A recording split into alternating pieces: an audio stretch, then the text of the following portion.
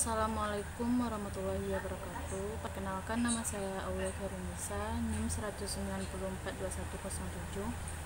Baiklah, di sini saya akan mempresentasikan PPT saya pertemuan 9 yang berjudul motivasi kerja di sektor publik. Yaitu yang pertama, apa itu motivasi kerja?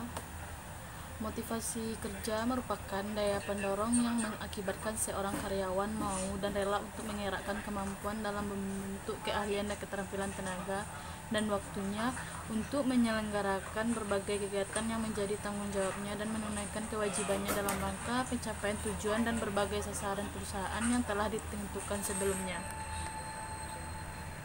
Yang kedua, ada faktor-faktor yang mempengaruhi kinerja pegawai dalam organisasi sektor publik, yaitu yang pertama, faktor-faktor lingkungan internal organisasi adalah dalam melaksanakan tugasnya, pegawai memerlukan dukungan organisasi tempat ia bekerja.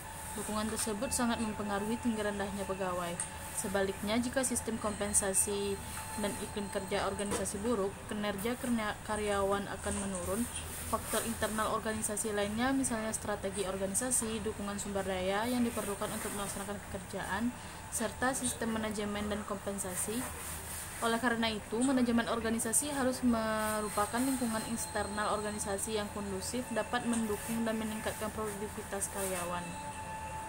Selanjutnya, yang kedua, ada faktor lingkungan eksternal organisasi adalah keadaan kejadian atau situasi yang terjadi di lingkungan eksternal organisasi yang memengaruhi kinerja karyawan.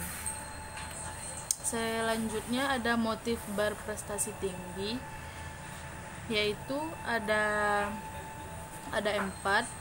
Yang pertama, ingin mengungguli atau berkompetisi terhadap standar, baik standar pribadi maupun lingkungan. Yang kedua, selalu merasa tidak puas, ingin melakukan sesuatu yang unik, lain daripada yang lain. Yang ketiga, mempunyai rencana yang matang untuk tujuan jangka panjang. Selanjutnya,